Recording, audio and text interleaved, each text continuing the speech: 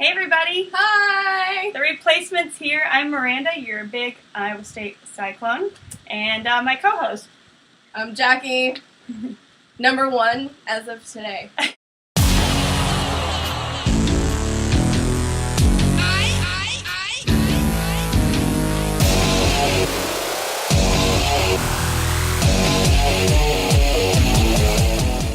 So we are here to start off our Season 2, Week 2, Episode 2.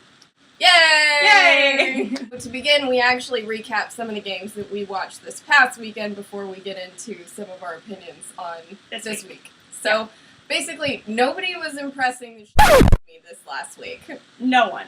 And we just want to call out a few games that we were not impressed but surprised with. That was the Wisconsin and University of Northern Iowa game. I mean, it ended up being 26-21. This is a very small D2 school that kept right up with Wisconsin majority of the game. Their quarterback was a little sloppy, but they had some really nice touchdown passes, and Monty Ball rushed for over 120 yards, and their quarterback O'Brien had like a 53-yard touchdown pass, which is great. But at the end of the day, like, if you're Wisconsin, you should not have a final score against the Panthers with a 5-point spread. It's absolutely ridiculous. So, props to the Panthers. Yeah! Good job. We're actually going to start this really early now. It's a new segment in the show, and we're calling it the Heimlich Watch. Instead of the Heisman Watch, it's the Heimlich Watch for when Oklahoma will choke. So, to begin the Heimlich Watch, they played University of Texas at El Paso. Okay, this stadium looks like a high school stadium. I'm not kidding you. They built it into a rock. And Oklahoma got there, and UTEP was beating them, or at least tied them, the very first half of the game. How are you number 4 team in the nation, and you can't hold off the Cupcake High School team? I think for Oklahoma, this is just embarrassing. This was really embarrassing. I'm looking for you to choke. I have the EMT ready, and I'm waiting. It's going to happen sooner or later. But I'm not even a Texas fan. So, thank you, Michigan State, for beating Boise State 17-13. Yay! I would just like to say that I was right with the defense. I talked about how great Michigan State's defense was, and they proved it this weekend. And their offense didn't do bad, but Le'Veon Bell rushed over 200 yards, which was fantastic, but he carried their entire offense. Yes. I think the ball. Yeah, that too.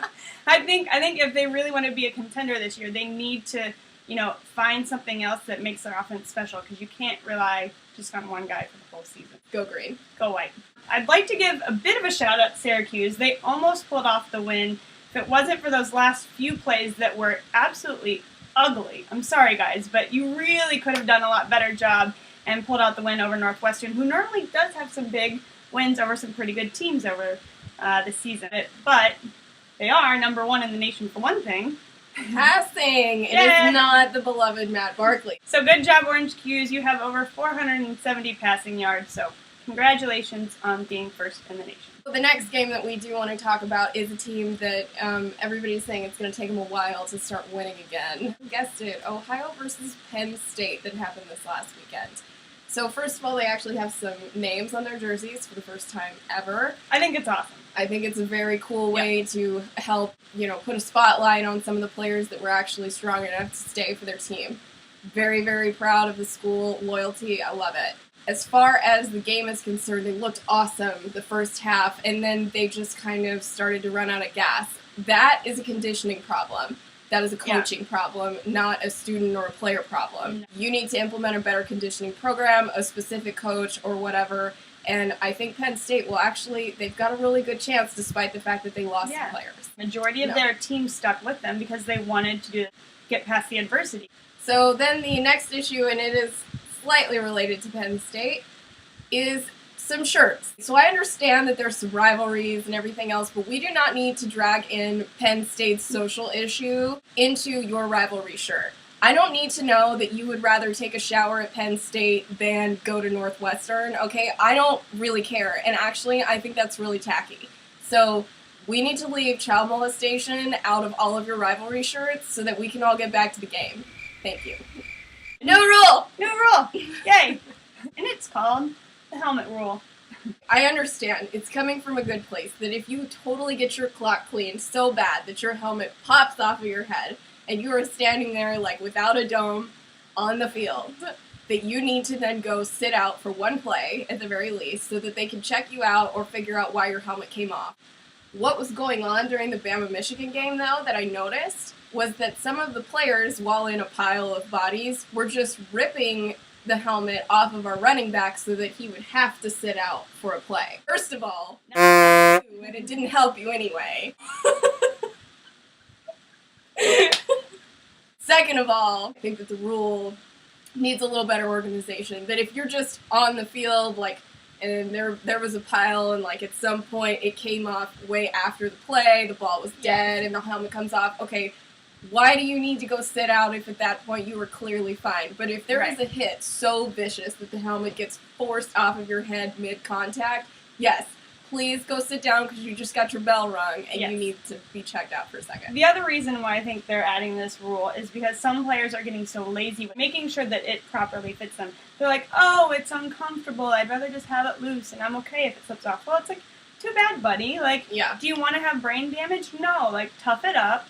Like, put on your chin strap and keep your helmet on. Either way, we think you need to reform it a little bit. So some notable blowouts. Kind of. The first one was the Florida State game.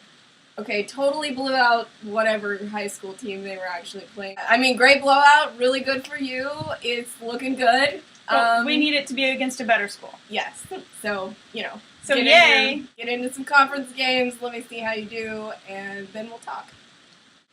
And the second game is Ohio State. Now, this is Urban Meyer's first game with the Buckeyes. Should be pretty exciting. They made a big impact, but again, same as Florida State, not playing a great team. Exactly. And Ohio State actually has a few sanctions to work against all year as well, because they have something about tattoos and rings. It sounds like a rapper problem. Come on, guys. Get your stuff together. Get it together. Yay, looking ahead. This week, we want to call out this week's upsets. So please, when you listen to what we have to say, if you disagree with us, let us know, because we loved all the Facebook interaction that we got last week, so please keep it going. Yes. The first one I would like to call out. Do it.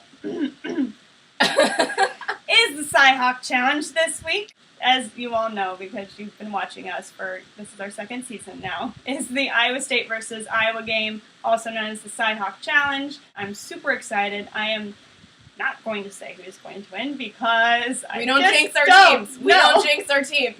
All I will say is last year was an amazing game, triple overtime, converted Jackie into a Cyclone fan. The only thing that I have to say about this game that I don't understand, and if someone does, please let me know, is why this game isn't in rivalry week. I think it's probably because we're obviously not in the same conferences, but come on! This is the best rivalry in the state. Put us in rivalry week. I agree. Go State! Next week we have a couple SEC introductions with some new schools. So we have Florida versus a baby SEC school, Texas A&M. Now, I think the old Big 12 school, Texas A&M, is going to upset Florida on this game. I would tend to agree with her because Florida, you just didn't look that good against Bowling Green State. Our next upset for this coming up week is going to be Georgia and Missouri. Mizzou! My dad went to Mizzou. My dad played for Mizzou. Georgia doesn't seem to give a shit when they get outside of their own conference, and I don't think that they think Mizzou is in They didn't realize that Mizzou's in their conference. Yeah, I don't think that news has made it to Athens yet, so I think the Dogs are like, yeah, whatever, and they play down to the level of their opponent, either damn near lose, or are running neck and neck with LSU the entire game. Yeah, and come on, man, make up your mind. And I still haven't forgotten that you lost to Boise last year. So that's the end of our Week 2 show. I'm sad. It's over already. But you can obviously probably hear Miranda yelling for Iowa State this weekend from anywhere in the U.S. Not even just this weekend, the entire week. You can actually check up with us on our Facebook at facebook.com/watchthereplacements or our Twitter at comegetbenched. Thanks for watching. Bye, guys. Go State! Bye.